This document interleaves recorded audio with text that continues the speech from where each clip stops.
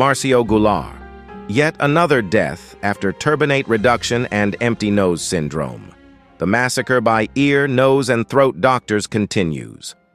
Marcio Goulart, born on October 9, 1988, tragically took his own life on April 21, 2020, at the age of 32, following a prolonged battle with empty nose syndrome, ENS. This debilitating condition developed after he underwent nearly complete bilateral lower turbinectomy with septoplasty in 2018, which removed 90% of his inferior turbinates. The surgery, performed by Brazilian surgeon Luiz Gomes de Araujo at Hospital Unimed Vale do Aco in Coronel Fabriciano MG, rendered his life unbearable and left him permanently disabled. Prior to the surgery, Marcio had been a successful English teacher in Brazil, enjoying a happy and fulfilling life. He was very successful and was known for his kindness, humility, and the pleasant conversations he had with his friends and colleagues. However, post-surgery, he endured daily sensations of suffocation, panic attacks, and could barely walk without feeling choked. He described his breathing as akin to constantly inhaling through tiny straws, plagued by a perpetual sense of obstruction. Despite the severity of his symptoms, Marcio's family did not fully comprehend his suffering. He always told his friend and a few others about the pain he endured and the normal life he had before. He sought help from various doctors, including Dr. Piazza in Italy, who declined further surgery due to the risk of worsening Marcio's condition. This rejection deeply saddened Marcio, and he survived an initial suicide attempt shortly after.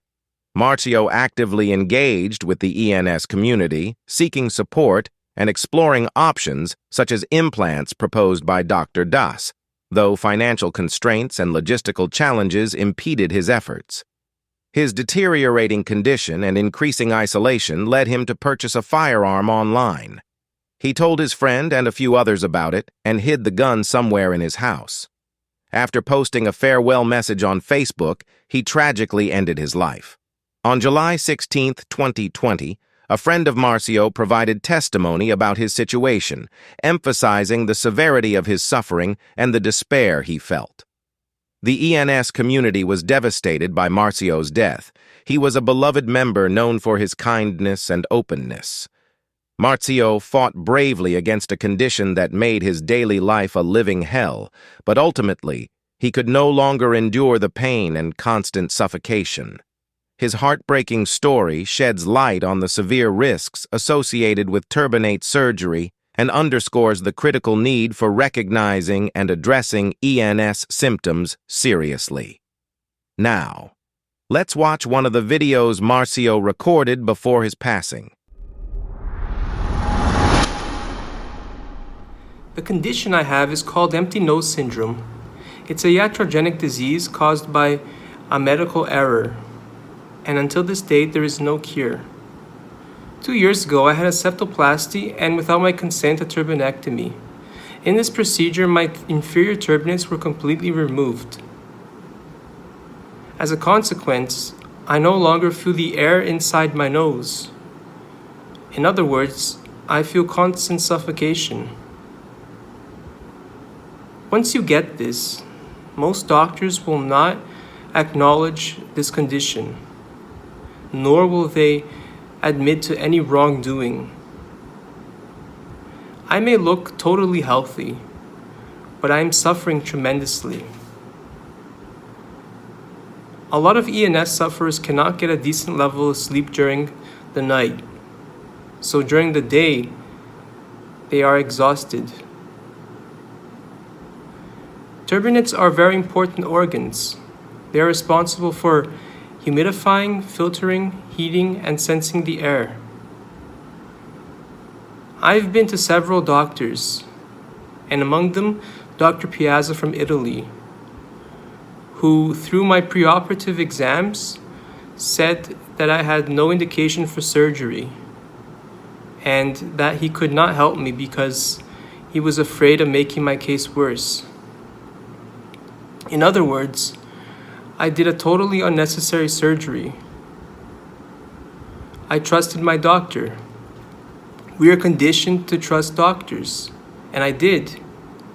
And now I'm paying for it. Surgery should be a last resort. Other alternatives should be tried. I mean, turbinates react to sugar, stress, hormones, and all sorts of stuff.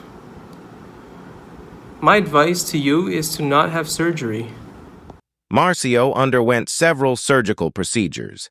The operations included a surgery on the right frontal sinus and left ethmoid sinus. This involved removing parts of the sinuses, sinusectomy, with the help of a tiny camera, video endoscopy. The surgeon used a method called aspiration via the frontal recess to remove any fluid or tissue. B. Surgery on the left sphenoid sinus. This included removing parts of the ethmoid sinuses, ethmoidectomy, and reshaping the middle turbinate, turbinoplasty, to improve airflow. These procedures were also guided by a video endoscope. C. Another surgery on the left frontal sinus. This again involved a sinusectomy, where the surgeon used a video endoscope to guide the procedure and removed fluid or tissue through the natural opening, aspiration via the natural ostium. When André Luis Gómez de Araujo finished mutilating Marcio's nose, his X-ray looked like this: completely wide open, completely without inferior turbinates. André Luis Gómez de Araujo mutilated Marcio Goulart's nose, leading to his suicide. Marcio became yet another victim of turbinate reduction, the new era lobotomies with a direct impact on the autonomic nervous system. André Luis Gómez de Araujo's procedure resulted in empty nose syndrome, a condition characterized by a perpetual sensation of suffocation. Many liken it to the feeling of drowning incessantly, yet never succumbing. Marcio endured mistreatment akin to thousands worldwide who suffer similar fates. These doctors evade accountability and fail to warn patients about surgery's potential consequences due to financial dependency on performing these procedures. Upon patients' return with injuries, these doctors often attempt to manipulate them into believing they have psychological issues. When will these practitioners be held accountable for the hundreds of suicides worldwide caused by their surgeries? Let's now listen to some of the selected comments about Marcio Goulart. Thank you so much for your video, Marcio. We love and miss you forever. Thank you for being one of the most gentle, kind, and understanding human beings. I am so sorry for all the suffering you endured. We'll all be reunited someday. Heaven gained another beautiful angel. You will forever be missed and live in our hearts. Until we talk and meet again. Hello, Marcio. Great video. Don't give up, my friend. You have been given a tough road like me, but it will also be the making of you as a person. If you can get through this, you can get through anything. Marcio's surgeon killed Marcio.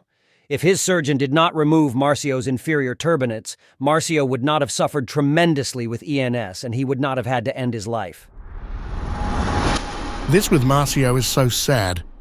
I too have ENS, and I've seen far too many people kill themselves over this sad, surgically caused condition. More people need to be made aware of how dangerous turbinate surgeries are. These ENT doctors do not know the scope of their craft. They don't know where the nerves are. Their research on turbinate reduction has been shoddy and has produced decades of conflicting results. To how much to remove or where. They are guessing which is experimenting on humans. Some remove middle turbinates, some inferior, some burn them, use lasers, RF and all, no matter of resection procedures, even during septoplasty procedures. I know because I have lived it and struggled with ending my life as well.